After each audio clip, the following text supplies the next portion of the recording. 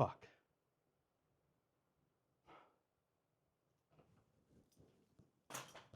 Hey Ma, how are you?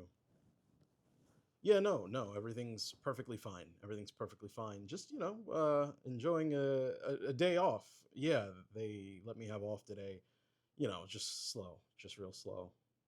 Hi, my name's Marcus. I'm calling about the open position that you had. Yes, yeah, I called yesterday.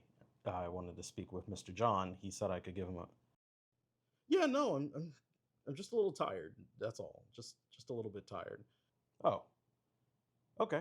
Um, yeah, that makes perfect sense. Well, if I'm being completely honest, no, it's things aren't going the best right now.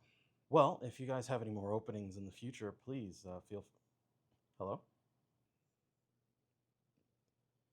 Yeah, nobody lets you know really how hard everything's going to be, do they? One day, everything seems to be going fine, and then it just seems like no matter what you do, the world is against you. Yeah, I know everything gets better, but right now it just doesn't feel like that. It just feels like things are gonna get worse. Worse would be an improvement. I'd rather things get worse than things not change, because right now it just feels like nothing is changing.